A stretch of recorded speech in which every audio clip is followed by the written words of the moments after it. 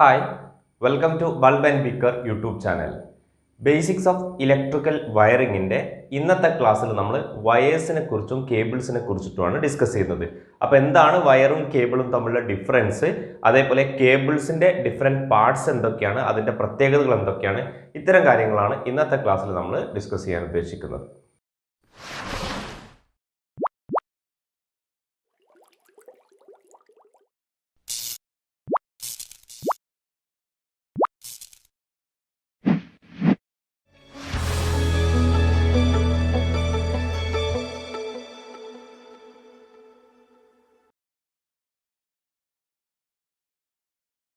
Basics of electrical വയറിങ്ങിൻ്റെ previous ക്ലാസ്സിൽ നമ്മൾ building സർവീസസിനെ കുറിച്ചും ഇലക്ട്രിക്കൽ സർവീസസിനെ കുറിച്ചും മെത്തേഡ്സ് ഓഫ് വയറിങ്ങിനെ കുറിച്ചും ഒക്കെ ഡിസ്കസ് ചെയ്തു. ഇന്നത്തെ ക്ലാസ്സിൽ നമ്മൾ വയറിങ്ങിന് ഉപയോഗിക്കുന്ന അല്ലെങ്കിൽ വയറിങ്ങിന് ഉപയോഗിക്കുന്ന കേബിൾസിനെയും വയേഴ്സിനെയും കുറിച്ചിട്ടാണ് ഡിസ്കസ് ചെയ്യുന്നത്. നമുക്കറിയാം, ഒരു അപ്ലയൻസസ് അല്ലെങ്കിൽ ഒരു ബിൽഡിങ്ങിലുള്ള അപ്ലയൻസസ് കണക്ട് ചെയ്യാൻ വേണ്ടി ഉപയോഗിക്കുന്ന അതിനെയാണ് നമ്മൾ വയേഴ്സ് ആൻഡ് കേബിൾ എന്ന് പറയുന്നത്. അതായത് ഒരു മെയിൻ മീറ്റർ ബോർഡിൽ നിന്നും അതേപോലെ അപ്ലയൻസസിലേക്കുള്ള കണക്ഷൻ ചെയ്യാൻ വേണ്ടിയൊക്കെ ഉപയോഗിക്കുന്ന സാധനത്തെയാണ് നമ്മൾ വയേഴ്സും കേബിൾസും ഒക്കെ പറയുന്നത്. അതായത് അപ്ലയൻസസിനെ കണക്ട് ചെയ്യാൻ വേണ്ടിയിട്ട് ഇലക്ട്രിസിറ്റി കൊണ്ടുപോകാൻ വേണ്ടിയിട്ടൊക്കെ ഉപയോഗിക്കുന്ന സാധനമാണ് വയേഴ്സ് ആൻഡ് കേബിൾസ് എന്ന് പറയുന്നത്. അപ്പോൾ വയേഴ്സും കേബിൾസും തമ്മിലുള്ള ഡിഫറൻസ് എന്താണെന്ന് വെച്ചാൽ, ഒരു സിംഗിൾ കണ്ടക്ടർ ആണെങ്കിൽ അതിനെയാണ് നമ്മൾ വയർ എന്ന പേരിൽ അറിയപ്പെടുന്നത്. ഒരു സിംഗിൾ കണ്ടക്ടർ ആണെങ്കിൽ അതിനെ ബെയർ കണ്ടക്ടറിനെ നമ്മൾ വയർ എന്ന പേരിൽ അറിയപ്പെടും. കണ്ടക്ടർ വിത്ത് ഇൻസുലേഷൻ, അതായത് കുറേ കണ്ടക്ടേഴ്സ് കൂടിയിട്ട് അതിനൊരു ഇൻസുലേഷൻ ചെയ്യുന്നതിനെയാണ് നമ്മൾ കേബിൾസ് എന്ന് പറയുന്നത്. ഗ്രൂപ്പ് ഓഫ് കണ്ടക്ടേഴ്സിനെ കേബിൾസ് എന്ന് പറയും. ഇപ്പം നമ്മൾ ബെയർ കണ്ടക്ടറിന് വയർ എന്നും ഇൻസുലേറ്റഡ് കണ്ടക്ടർ ആണ് കേബിൾസ് എന്നാണ് ഇപ്പോൾ അറിയപ്പെടുന്നത്. ഇനി നമ്മളിവിടെ കേബിൾസിനെ കുറിച്ചിട്ടാണ് പഠിക്കുന്നത്. അപ്പോൾ കേബിൾസ് എന്ന് പറഞ്ഞു കഴിഞ്ഞാൽ ഒരു ഇൻസുലേറ്റഡ് കണ്ടക്ടറിനെയാണ് നമ്മൾ കേബിൾ എന്ന് വേണമെങ്കിൽ പറയാം. അപ്പോൾ കേബിളിന് പ്രധാനമായിട്ടും 3 പാർട്സ് ആണുള്ളത്. പാർട്സ് ഓഫ് കേബിൾ, കേബിൾസിന്റെ പാർട്സ്. ഓക്കെ, അപ്പോൾ കേബിൾസിന്റെ പാർട്സ് ആണ് നമ്മൾ നോക്കുന്നത്. പ്രധാനമായിട്ടും കേബിളിന് 3 പാർട്സ് ആണുള്ളത്. അത് ഏതൊക്കെയെന്ന് വെച്ചാൽ, ഒന്നാമത്തെ പാർട്ടാണ് കണ്ടക്ടർ അല്ലെങ്കിൽ കോർ എന്ന പേരിൽ അറിയപ്പെടും. അതായത് കണ്ടക്ടർ അല്ലെങ്കിൽ കോർ എന്ന് പറഞ്ഞു കഴിഞ്ഞാൽ ഇലക്ട്രിസിറ്റി ക്യാരിങ് അല്ലെങ്കിൽ കറണ്ട് ക്യാരിയിങ് ആയിട്ടുള്ള ഇതിനെയാണ് നമ്മൾ കണ്ടക്ടർ അല്ലെങ്കിൽ കോർ എന്ന് പറയുന്നത്. അപ്പോൾ ഫസ്റ്റ് പാർട്ടാണ് കണ്ടക്ടർ അല്ലെങ്കിൽ കോർ എന്ന് പറഞ്ഞു കഴിഞ്ഞാൽ വിച്ച് ക്യാരി ഇലക്ട്രിസിറ്റി. ഇതാണ് ഈ കണ്ടക്ടർ അല്ലെങ്കിൽ കോർ ആണ് ഇലക്ട്രിസിറ്റി ക്യാരി ചെയ്യുക. രണ്ടാമത്താണ് insulation or dielectric. Insulation or dielectric എന്ന് പറഞ്ഞു കഴിഞ്ഞാൽ which protect from leakage current. ഈ ലീക്കേജ് കറണ്ടിൽ നിന്നും പ്രൊട്ടക്ട് ചെയ്യാൻ വേണ്ടിയിട്ടാണ് ഇൻസുലേഷൻ അല്ലെങ്കിൽ നമ്മൾ ഡയലക്ട്രിക് ഉപയോഗിക്കുന്നത്. മൂന്നാമത്തെ പാർട്ടാണ് പ്രൊട്ടക്റ്റീവ് കവർ അല്ലെങ്കിൽ protection cover, protective cover. Okay, protective cover എന്ന് പറഞ്ഞാൽ to protect from mechanical damage. ഈ കണ്ടക്ടറിനെ മെക്കാനിക്കൽ ഡാമേജിൽ നിന്ന് പ്രൊട്ടക്ട് ചെയ്യാൻ വേണ്ടിയിട്ടാണ് ഈ പ്രൊട്ടക്റ്റീവ് കവർ ഉപയോഗിക്കുന്നത്. These are the 3 parts of cable. ഇതാണ് കേബിൾസിൻ്റെ 3 പാർട്സ്. ഇനി ഇതിൽ ഓരോ പാർട്ടും എന്താണ്, കണ്ടക്ടർ എന്താണ്, അതിൻ്റെ പ്രോപ്പർട്ടി എന്താണ്, ഏതൊക്കെ മെറ്റീരിയലാണ് കണ്ടക്ടറായിട്ട് ഉപയോഗിക്കുക, ഇൻസുലേഷൻ എന്താണ്, അതിൻ്റെ പ്രോപ്പർട്ടി, അത് ഇത്തരം കാര്യങ്ങളാണ് നമ്മൾ ഇനി നോക്കുന്നത്. അത് നമുക്ക് സ്ലൈഡായിട്ട് നോക്കിക്കഴിഞ്ഞ് കഴിഞ്ഞാൽ നിങ്ങൾക്ക് നോട്ട്സ് എഴുതിയെടുക്കാൻ എളുപ്പമായിരിക്കും, ഒന്നുകൂടി സിമ്പിളായിരിക്കും. സോ നമുക്ക് ആ സ്ലൈഡിലേക്കൊന്ന് നോക്കാം. നമുക്ക് കേബിൾസിന്റെ 3 പാർട്സ് നോക്കാം. കേബിൾസിന് പ്രധാനമായും 3 പാർട്ടാണുള്ളത് നമ്മൾ പറഞ്ഞു. ഒന്ന് കണ്ടക്ടർ അല്ലെങ്കിൽ കോർ എന്ന് പറയും, രണ്ടാമത്തത് ഇൻസുലേഷൻ ഓർ ഡയലക്ട്രിക് എന്ന് പറയും, മൂന്നാമത്തത് പ്രൊട്ടക്റ്റീവ് അല്ലെങ്കിൽ പ്രൊട്ടക്ഷൻ കവർ, പ്രൊട്ടക്റ്റീവ് കവർ എന്ന് പറയും. ഇങ്ങനെ 3 പാർട്സ് ആണുള്ളത്. ഓക്കെ, അതിൽ ഓരോ പാർട്സും നമുക്ക് ഡീറ്റെയിൽ ആയിട്ട് നോക്കാം. ഫസ്റ്റ് പാർട്ടാണ് കണ്ടക്ടർ അല്ലെങ്കിൽ കോർ എന്ന് പറയും. അപ്പോൾ ഈ കണ്ടക്ടർ അല്ലെങ്കിൽ കോർ എന്ന് പറഞ്ഞാൽ ഇതാണ് ഈ കേബിളിന്റെ ബേസിക് കോമ്പണന്റ് എന്ന് പറയുന്നത്. ഇതിന്റെ വയേഴ്സ് മെയ്ഡപ്പ് ഓഫ് കോപ്പർ അല്ലെങ്കിൽ അലൂമിനിയം ഓർ ഏതെങ്കിലും അലോയ്സ് വെച്ചിട്ടാണ് ഇതിന്റെ വയേഴ്സ് ഉണ്ടാക്കുന്നത്. ഇനി ഈ വയേഴ്സ് ആണ് ഇലക്ട്രിക് കറണ്ട് ക്യാരി ചെയ്യുന്നത്. അപ്പോൾ ഇവിടെ ഒരുപാട് വയർ ഗ്രൂപ്പ് ചെയ്തിട്ടാണ് സാധാരണ വെക്കുന്നത്. അപ്പോൾ സിംഗിൾ വയർ ആണെങ്കിൽ അത് എന്താ ചെയ്യും, സിംഗിൾ വയർ വെക്കുകയാണെങ്കിൽ അത് ഫ്രജൈലാണ്, പെട്ടെന്ന് പൊട്ടിപ്പോകാനുള്ള സാധ്യത ഉണ്ട്.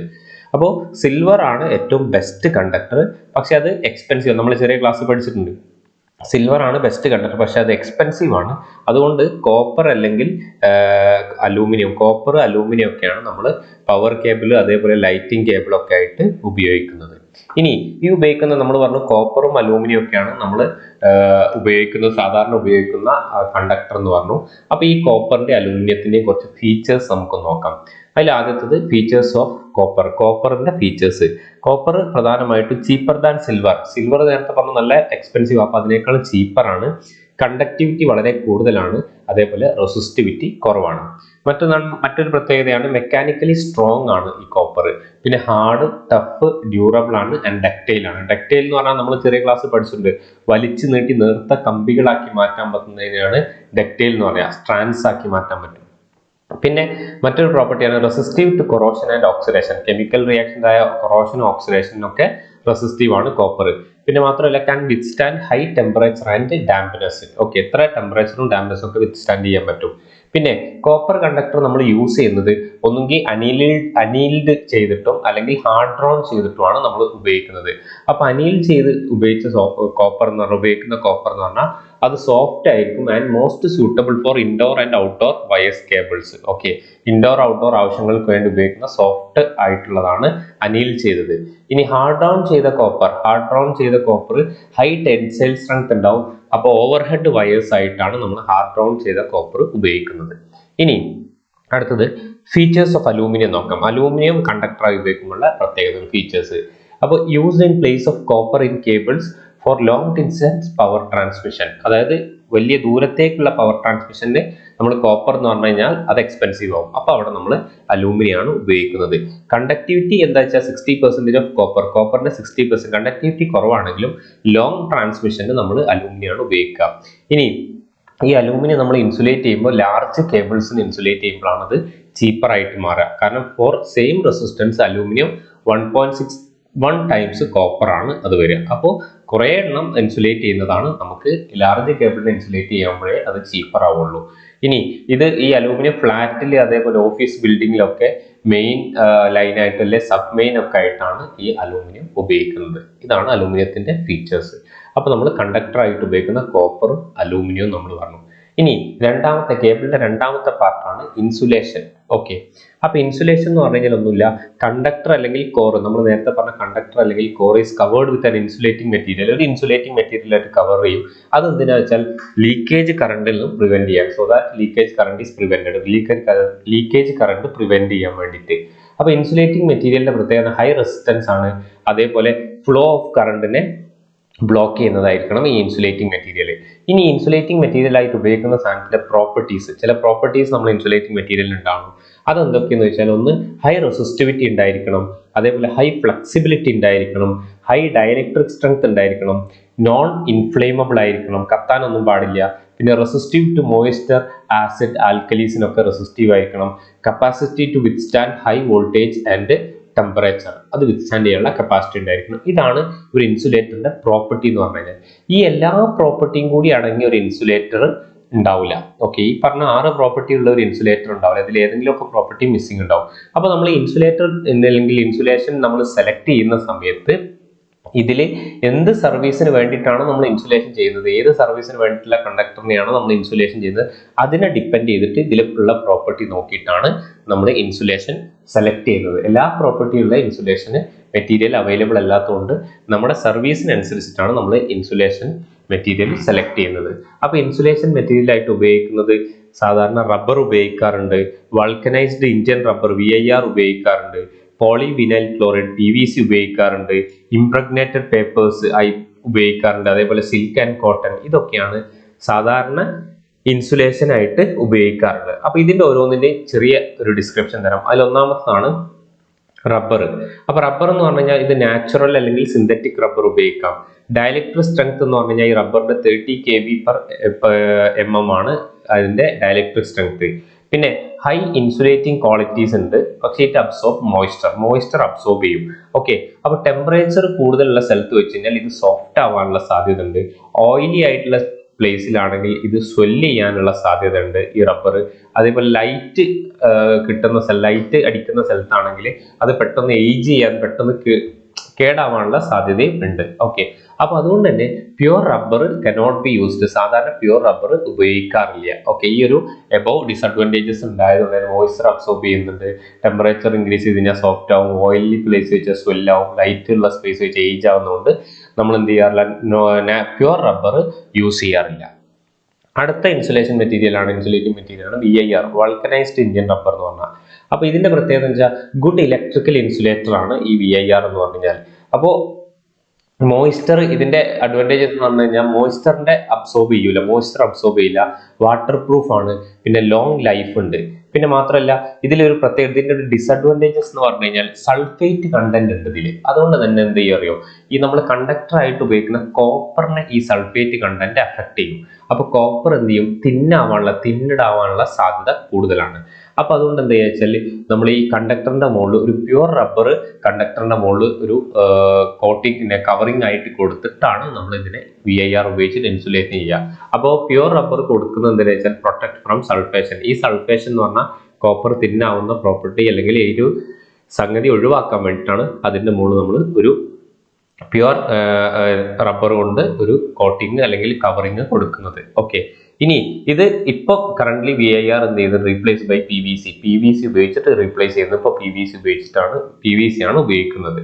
ഇനി നമുക്ക് അടുത്ത ഇൻസുലേറ്റിംഗ് മെറ്റീരിയൽ ആണ് PVC, പോളിവിനൈൽ ക്ലോറൈഡ് എന്ന് പറയും. ഓക്കെ, ഇതൊരു സിന്തറ്റിക് കോമ്പൗണ്ട് ആണ്. അതായത് പ്ലാസ്റ്റിസൈസർ പ്രോസസ്സിംഗ് നടത്തിയിട്ടാണ് ഈ PVC ഉണ്ടാക്കുന്നത്. ഇനി പിന്നെ inert to oxygen and oil, acid and alkalis. Okay, oil, acid, alkali, oxygen ഇതിനൊക്കെ എന്ത് ചെയ്യില്ല, ഇതൊന്നും ഇതിനെ അഫക്ട് ചെയ്യില്ല. പിന്നെ എക്സ്ട്രീം കണ്ടീഷനിൽ PVC is used instead of VIRന് പകരം എക്സ്ട്രീം കണ്ടീഷനിൽ PVC ഉപയോഗിക്കാറുണ്ട്.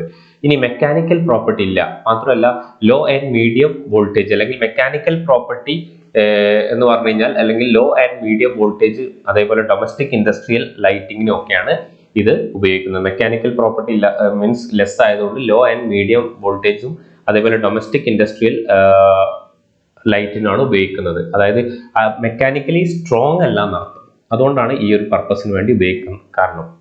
പിന്നെ ഇത് ലോ കോസ്റ്റ് ആണ്. പിന്നെ മാത്രമല്ല ഇത് കുറെ ആവശ്യങ്ങൾക്ക് വേണ്ടി ഇപ്പം കറന്റ്ലി ഒക്കെ ഈ PVC ആണ് ഉപയോഗിക്കുന്നത്. മെക്കാനിക്കൽ സ്ട്രെങ്ത് ഇല്ല എന്നുള്ളൂ. പിന്നെ ഓവർടേക്കൺ ഓൾസോ അതർ ഇൻസുലേഷൻ ഇതിനു വേണ്ടിയിട്ട് ചെയ്യുന്നുണ്ട്. ഓക്കെ, ഇതാണ് PVC. ഇനി അടുത്താണ് ഇംപ്രഗ്നേറ്റഡ് പേപ്പേഴ്സ്. ഓക്കെ, അപ്പൊ ഇംപ്രഗ്നേറ്റഡ് പേപ്പേഴ്സ് എന്ന് പറഞ്ഞാൽ ഇതൊരു ഷീറ്റാണ്, ഒരു പേപ്പറിനെ പോലുള്ള ഒരു ഷീറ്റാണ്, മെയ്ഡ് ഫ്രം കോട്ടൺ സീഡ് ഫൈബേഴ്സും അതേപോലെ വുഡ് പൾപ്പ് ഉപയോഗിച്ചിട്ടുണ്ടാക്കുന്ന ഒരു പേപ്പർ പോലുള്ള ഒരു ഷീറ്റാണിത്. ഇത് ചീപ്പാണ്, ലോ കപ്പാസിറ്റൻസ് ആണ്, ഹൈ ഡയലക്ട്രിക് സ്ട്രെങ്ത് ഒക്കെ ഉള്ളതാണ്. പക്ഷേ പിന്നെ അതേപോലെ തന്നെ ഇതിന്റെ മറ്റൊരു പ്രോപ്പർട്ടിയാണ് ഹൈ ഹീറ്റ് വിത്ത് സ്റ്റാൻഡിങ് കപ്പാസിറ്റി ഉണ്ട്.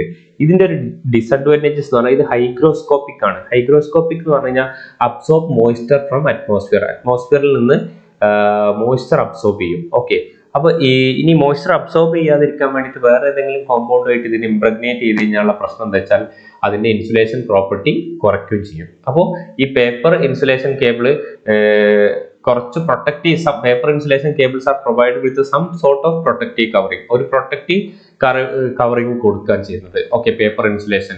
അപ്പൊ ഇത് റെയർ ആയിട്ടാണ് പിന്നെ ഇത് ഉപയോഗിക്കുന്നത്. ഓക്കെ, ഇതാണ് ഇംപ്രഗ്നേറ്റഡ് പേപ്പേഴ്സ് എന്ന് പറഞ്ഞു കഴിഞ്ഞാൽ. പിന്നെ ഉള്ളത് ഒരു ഇൻസുലേറ്റിംഗ് മെറ്റീരിയൽ ആണ് സിൽക്ക് ആൻഡ് കോട്ടൺ.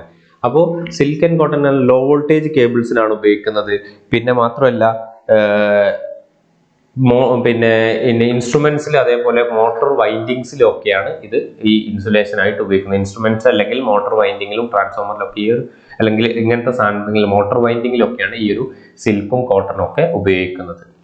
ഇനി അപ്പൊ ഇതാണ് നമ്മൾ ഇൻസുലേഷന്റെ കുറിച്ചുള്ളത്. ഇനി മൂന്നാമത്തെ കേബിളിന്റെ പാർട്ടാണ് പ്രൊട്ടക്റ്റീവ് കവറിംഗ് അല്ലെങ്കിൽ പ്രൊട്ടക്ഷൻ കവർ എന്ന് പറയും. ഓക്കെ, അപ്പൊ ഇത് എന്തിനാ ഉപയോഗിക്കുന്നത് വെച്ചാൽ മെക്കാനിക്കൽ പ്രൊട്ടക്ഷന് വേണ്ടിയിട്ടാണ്.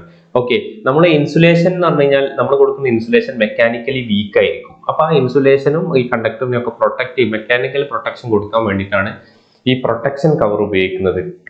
അപ്പോൾ ഈ ഇൻസുലേഷൻ കേബിൾസ് ആയിട്ട് steel tape, aluminium sheeting, covering ഒക്കെയാണ് പ്രൊവൈഡ് ചെയ്യുന്നത്.